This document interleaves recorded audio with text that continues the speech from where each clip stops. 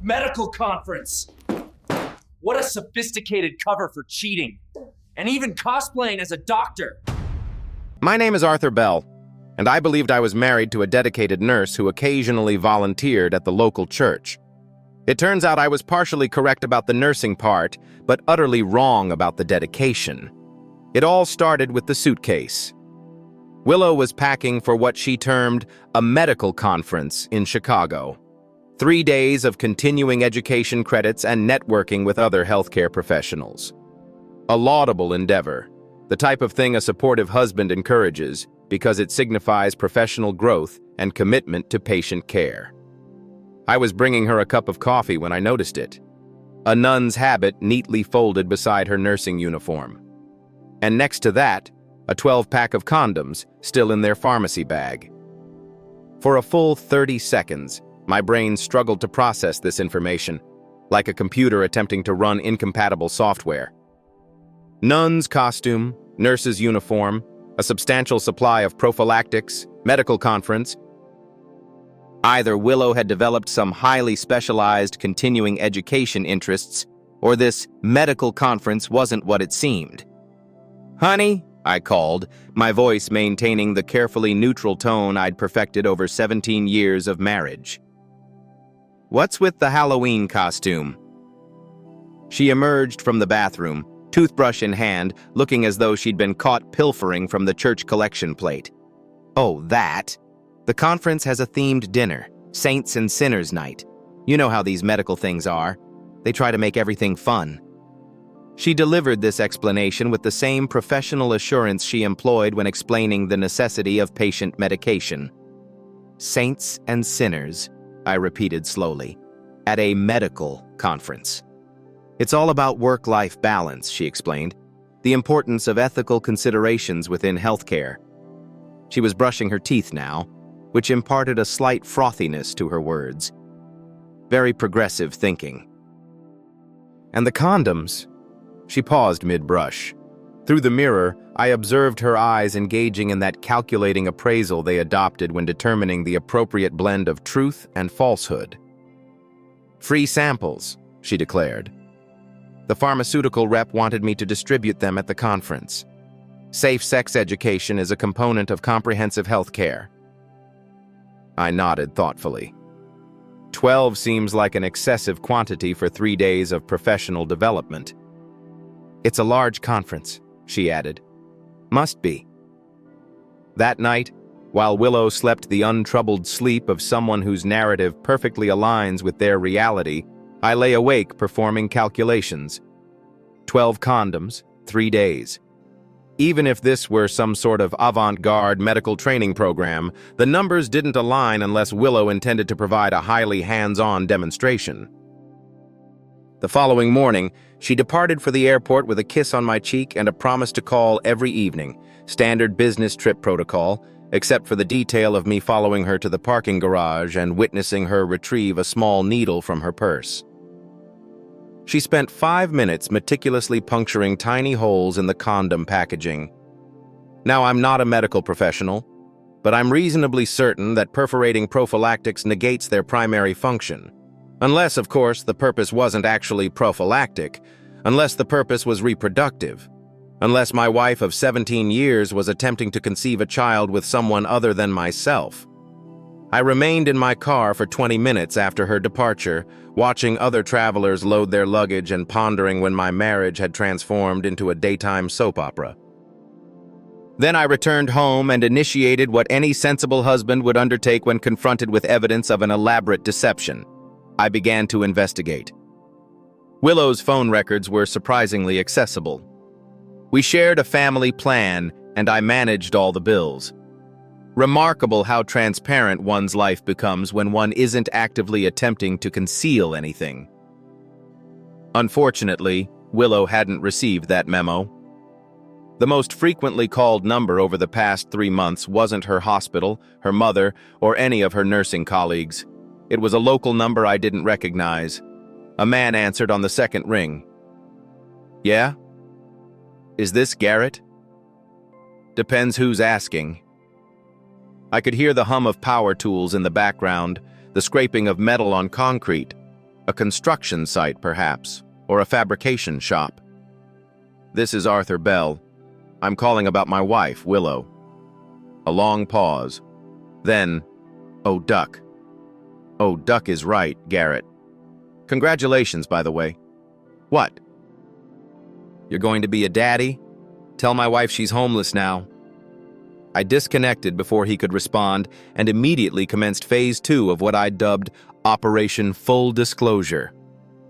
Willow had thoughtfully left her laptop open on the kitchen counter, passwords saved on all her accounts, email, social media, photo storage, everything accessible with a single click. It was as if she desired to be apprehended. Or perhaps she'd simply become careless after months of clandestine planning. The email trail revealed the entire narrative. Garrett Blackwood, a welding contractor, a divorced father of 3, renting a duplex on the west side of town. They'd been involved for 5 months. He believed she was separated. She believed he was going to leave his ex-wife and begin anew. They were both mistaken on numerous counts. But the most intriguing emails were from the previous 2 weeks. Willow outlining her plan to become pregnant, to force the issue, to compel Garrett to acknowledge their belonging together. Garrett's responses were less enthusiastic, but not entirely resistant. Apparently, he'd always desired more children. Well, congratulations to both of them. They were about to receive everything they'd requested. I spent the morning packing Willow's belongings. Everything. Clothes, toiletries, books, the porcelain cat collection she'd begun in college, the nursing textbooks she'd retained from her studies, her share of our wedding china. Everything that identified Willow Bell as an inhabitant of this house was placed into boxes and garbage bags with the methodical efficiency of someone who'd spent 17 years learning her organizational preferences. By noon, our house appeared as though Willow had never resided there. Loading my pickup truck required 3 trips. Garrett's address was in a neighborhood I'd driven through but never truly observed. Modest duplexes, gravel driveways, boats, and RVs parked within yards. The American dream scaled down to accommodate blue-collar budgets. Garrett's residence boasted a respectable lawn and a welding truck in the driveway that appeared capable of surviving an apocalypse. I was stacking boxes by his front door when it opened. "Can I help you?" The woman was perhaps 35, a brunette, wearing scrubs adorned with cartoon characters. She possessed the efficient demeanor of someone who juggled multiple jobs and still found time for her children's soccer games. "Are you Mrs. Blackwood?" "Ex-Mrs. Blackwood, Stephanie. Are you Arthur Bell? I believe you know my wife, Willow." Her facial expressions cycled through several emotions before settling on grim understanding. "Oh, you're the husband." Past tense, as of about 4 hours ago. She gazed at the boxes, then at me, then back at the boxes. Is that all her stuff? Everything that matters? Garrett's home? "He's at the shop, but he called about an hour ago. Said something about needing to talk to me about Willow, about maybe her staying here for a while." She paused. "He mentioned something about a baby." I nodded. "Willow's been planning a surprise. Thought you should probably know before she shows up with her luggage and her reproductive agenda." Stephanie chuckled, but it wasn't a joyful sound. Reproductive agenda? Jesus Christ. She punctured the condoms. "I said this morning before she left for her fake business trip. Thought you might want to warn Garrett that his girlfriend is trying to make some unilateral decisions about their future." Stephanie sank onto her front steps as if her legs had given way. "He told me she was separated. Said you two were already getting divorced. News to me. Yesterday morning I was a happily married man bringing his wife coffee while she packed for a medical conference. Amazing how quickly things change."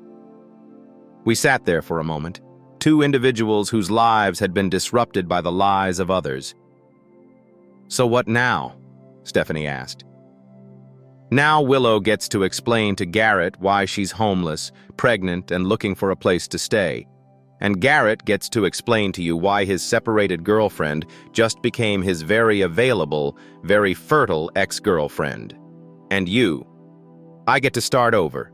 17 years older, considerably wiser, and significantly more cynical about human nature. Stephanie picked up one of the boxes and examined the address label.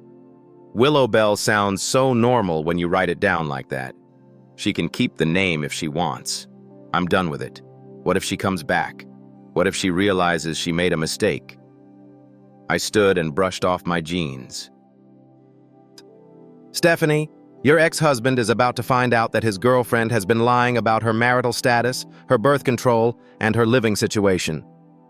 My wife is about to find out that her boyfriend's ex-wife knows all about their affair, their pregnancy plans, and her new homeless status. And in about 6 hours, when Willow calls from Chicago to check in on her devoted husband, she's going to discover that devoted husbands don't stick around for women who try to get pregnant by other men. That's not really an answer. Sure it is. It's just not the answer she's going to want to hear. I provided Stephanie with my phone number and instructed her to call if Willow appeared seeking me.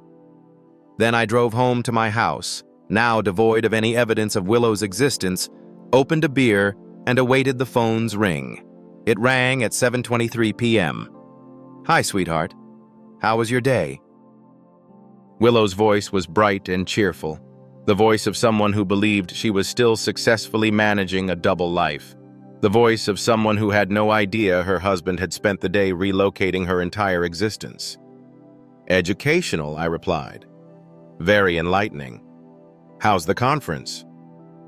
"Oh, you know how these things are. Lots of lectures, lots of networking. The hotel is gorgeous, though. Incredible view of the lake. Staying busy, extremely busy, back-to-back seminars.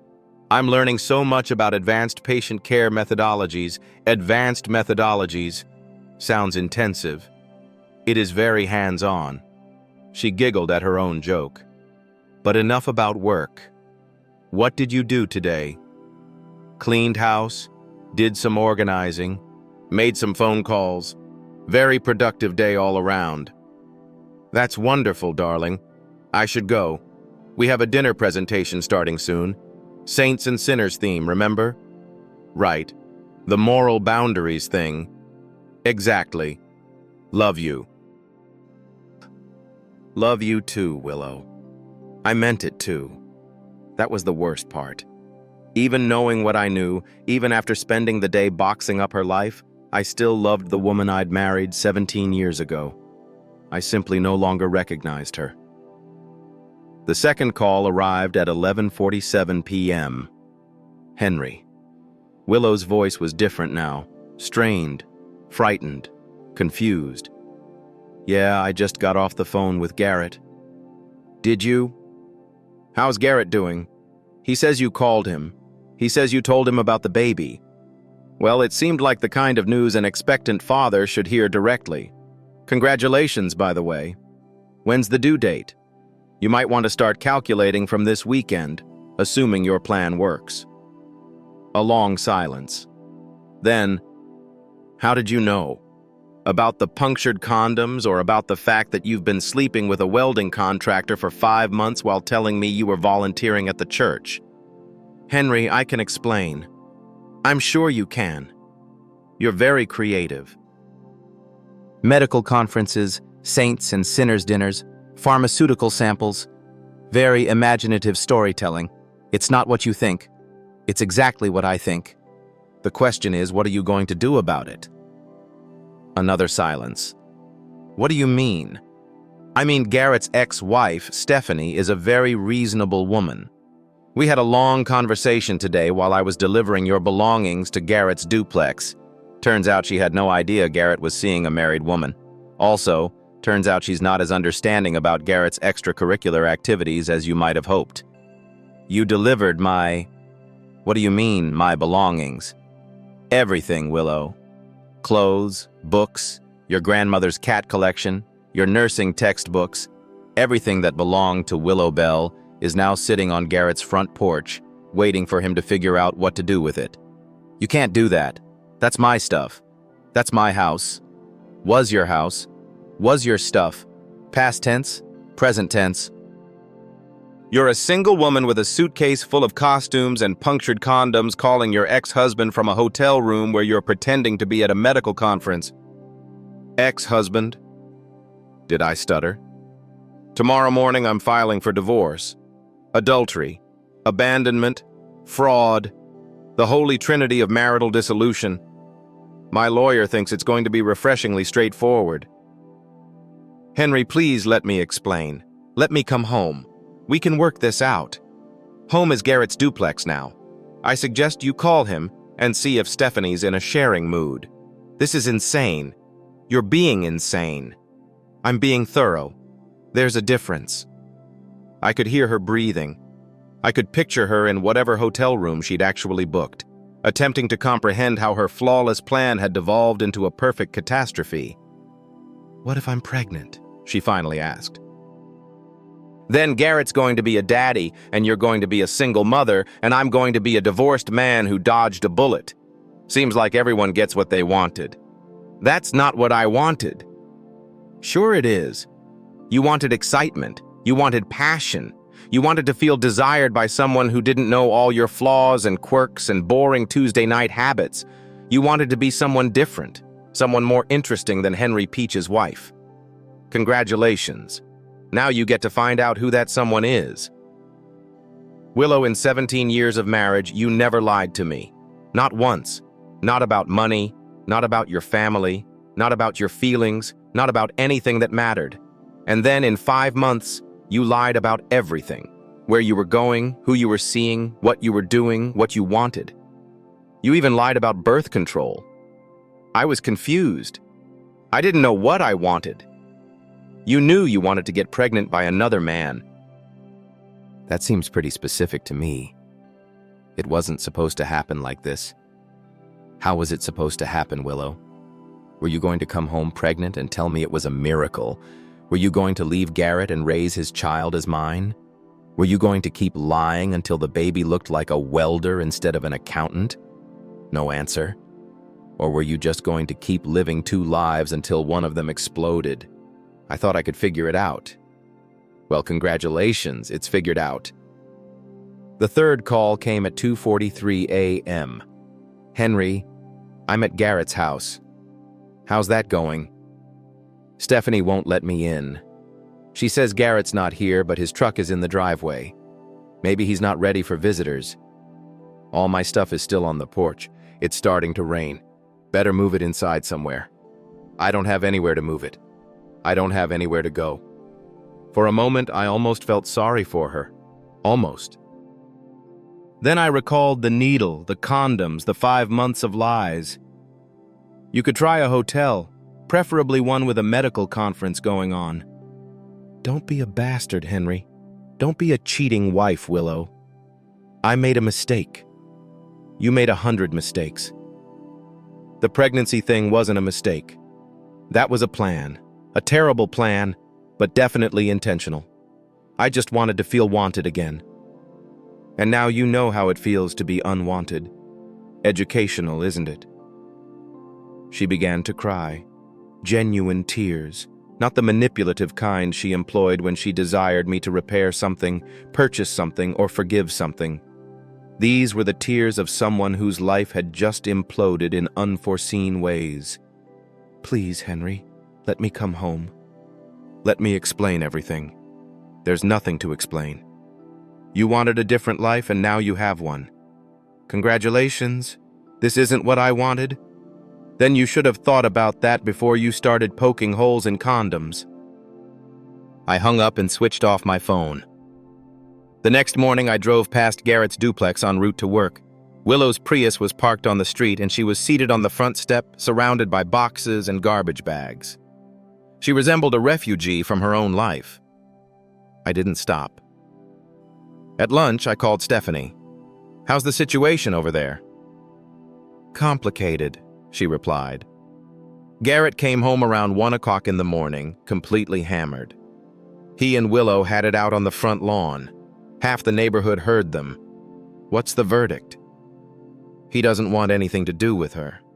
Says she lied about being separated, lied about birth control, lied about everything.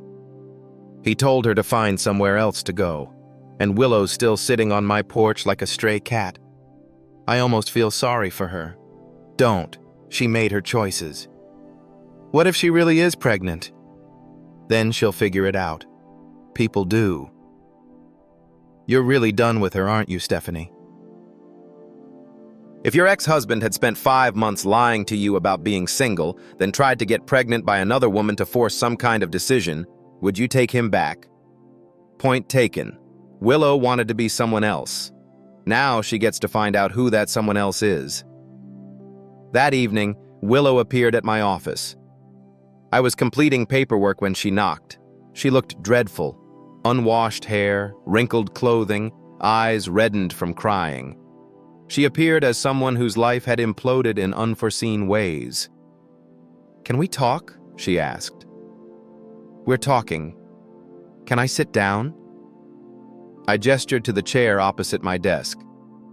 She sat cautiously, as if unsure the furniture would support her. "I made a mistake," she said. "Which one? The affair, the lies, or the pregnancy scheme?" "All of it. Everything. I was stupid and selfish, and I ruined everything good in my life." "Yes, you did. Can you forgive me?" I leaned back in my chair and examined the woman I'd been married to for 17 years. She looked like Willow, sounded like Willow, but she was a stranger. The Willow I'd married wouldn't have cheated. The Willow I'd married wouldn't have lied. The Willow I'd married wouldn't have tried to get pregnant by another man. "Willow, do you know what I do for a living?" "You're a forensic accountant. I investigate financial fraud. People lie to me every day about transactions, about assets, about their circumstances. And every day I figure out what really happened versus what people want me to believe happened. I know. So when you tell me you made a mistake, I know you're lying. When you tell me you were confused, I know you're lying. When you tell me you want to come home, I know you're lying. I'm not lying. You spent 5 months planning to get pregnant by another man. That's not confusion, Willow. That's strategy. Terrible strategy, but definitely intentional." She began crying again. "I don't know what I was thinking. You were thinking you could have both lives. The security of being married to me and the excitement of being with Garrett. You were thinking you could get pregnant and somehow make it work out. You were thinking you were smarter than everybody else. I was wrong. Yes, you were, about everything. So, what happens now?" I opened my desk drawer and produced a manila envelope. "Divorce papers signed and filed this morning. You can contest them if you want, but given the circumstances, I don't think that's going to work out in your favor." She accepted the envelope as if it might explode. "Henry, please. We can get counseling. We can work through this." "No, we can't, because I don't trust you anymore." "Because every time you're 5 minutes late, make a phone call I don't recognize, or go to the store for milk, I'm going to wonder what you're really doing because you destroyed 17 years of marriage for 5 months of excitement. It wasn't about the excitement." "What was it about?" I felt invisible, like I was just Henry's wife, not Willow. Like I was disappearing into our routine, our marriage, our life. Garrett made me feel significant. And now I feel like nothing. I almost felt sorry for her then. Almost. But sympathy doesn't undo betrayal, and understanding doesn't excuse lies. Willow, you were never invisible to me. You were my partner, my best friend, the person I chose to build a life with. If you felt like you were disappearing, you should have talked to me. If you needed excitement, we could have found it together. If you wanted to feel significant, we could have worked on that. I tried to talk to you. No, you didn't. You decided I was the problem and Garrett was the solution, and you never gave me a chance to be part of the conversation. I'm sorry. I know you are, but sorry doesn't fix this. Sorry doesn't give me back 17 years of trust. Sorry doesn't make me forget that you were willing to let me raise another man's child as my own. She sat there holding the divorce papers, looking like someone who'd finally realized the full extent of what she'd lost. "Where am I supposed to go?" she finally asked. "I don't know, Willow. That's your problem now. I don't have any money. I don't have anywhere to stay. You have a job. You have friends.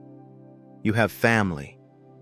You have a car and a suitcase and all the freedom you wanted. I don't want freedom. I want to come home. Home doesn't want you back." She left the divorce papers on my desk and departed without another word. I watched through the window as she entered her Prius and drove away. And for the first time in 3 days, I felt something other than anger. I felt relief. 6 months later, I was having coffee with Stephanie Blackwood at the diner downtown. "How are you adjusting to single life?" she asked. "Better than I expected. Quieter, but better. Any regrets about the divorce?" "No. About the way I handled it sometimes. What would you have done differently?" I stirred my coffee and considered it. Maybe I would have been less dramatic. Maybe I would have tried harder to understand why she did what she did before I decided to punish her for it. "But you still would have divorced her." "Absolutely. Trust isn't something you can repair like a broken appliance. Once it's gone, it's gone." "What about Willow? Any idea how she's doing?" "She moved to Seattle, got a job at a hospital there. According to mutual friends, she's not pregnant, so either the punctured condoms didn't work or Garrett was more careful than she anticipated."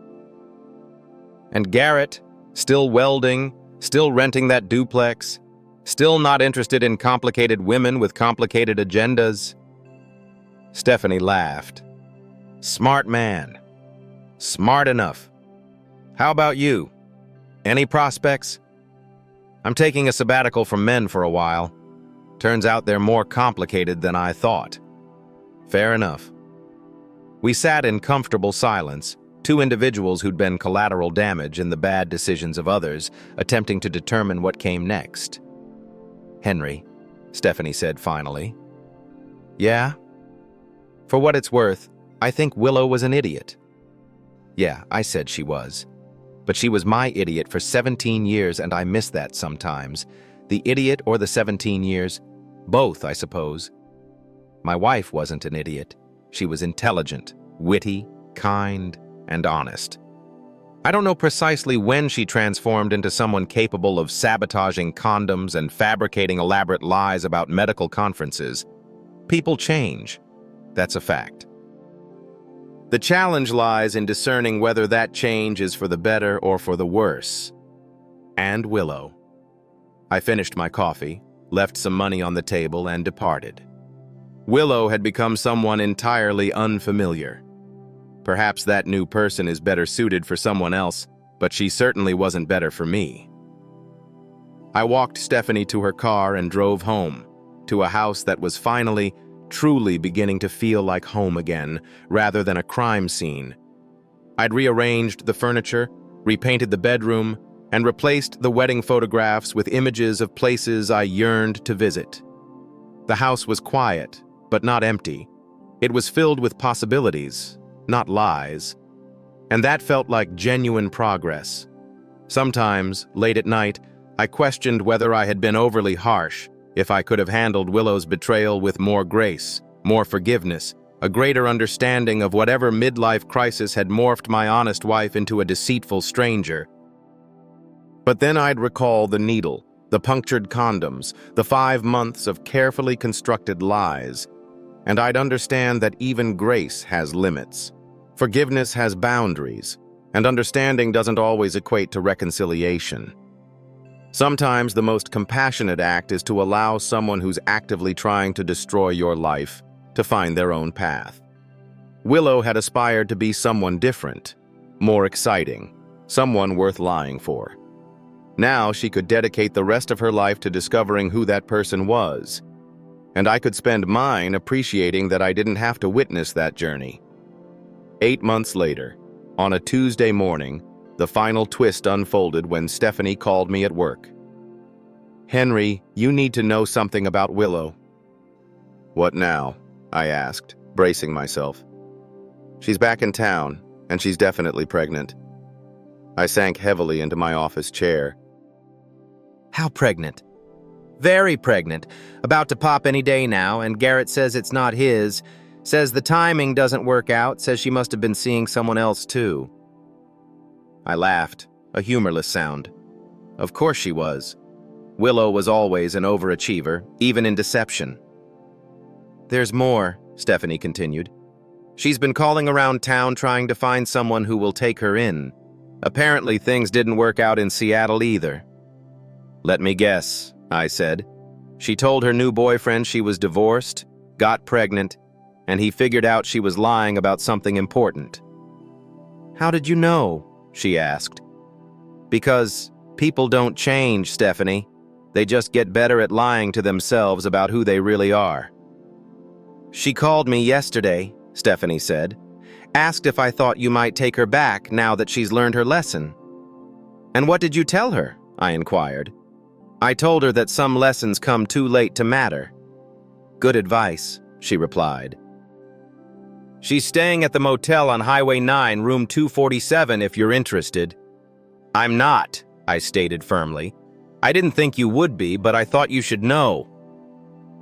That evening, driving home, I found myself taking the longer route, passing the Highway 9 motel. I told myself it was mere curiosity, a desire to see how the story concluded. But truthfully, I think I needed reassurance that my decision to walk away had been the correct one. Willow's Prius was parked outside room 247, appearing as weary and worn as its owner likely felt. The curtains were drawn, but I could discern the bluish glow of a television through the thin fabric. I sat in my truck for 10 minutes, the engine running, contemplating the woman inside that motel room. 17 years of marriage, 5 months of lies, and now she was alone and pregnant with a child that could belong to any number of men she'd deceived. I could have knocked on that door, offered her a place to stay until the baby arrived, attempted to rebuild something from the ruins of our marriage, but I didn't. Because some bridges, once burned, are beyond repair. Because some trust, once shattered, cannot be restored. Because some individuals, once they reveal their true nature, deserve to be believed. I drove home to my quiet house, my orderly life, my peaceful existence. It wasn't the life I envisioned when I married Willow 17 years ago, but it was honest, it was real, and it was mine. And for the first time since discovering that needle and those punctured condoms, that felt like enough. 3 days later, Stephanie called to share that Willow had given birth to a healthy baby girl. The father remained unidentified, a paternity test pending. Willow had listed him as Henry Peach on the birth certificate, but my lawyer was already preparing the necessary paperwork to contest that claim. "You could ask for a paternity test," Stephanie said, "just to be sure." "I don't need a test," I replied. "I know exactly when Willow and I last slept together, and it wasn't 9 months ago." "So what happens to the baby?" she asked. "That's not my problem anymore," I said. "And Willow? Also not my problem." "You really are done with her, aren't you?" she asked. "Some people spend their whole lives trying to figure out who they are," I responded. "Willow spent 5 months showing me exactly who she was. I'm just smart enough to pay attention." "And who was she?" "Someone who believed lying was simpler than telling the truth. Someone who found deception easier than honesty. Someone who thought she could acquire everything she desired without facing any consequences. And now she would discover the true cost of her actions." I hung up the phone and resumed my quiet Tuesday evening, my honest life, my peaceful existence. Somewhere across town, Willow was beginning her journey as a single mother, burdened by a questionable past and an uncertain future. I felt no pity for her, no anger, nothing at all. And that, I realized, was precisely as it should be. The woman I had loved for 17 years had ceased to exist the moment she picked up that needle and began puncturing those condoms. What remained was a stranger who merely shared her name and features, but not her heart, her soul, or her integrity. I had already mourned that death, grieved that loss, and buried that marriage. The stranger's fate was none of my concern.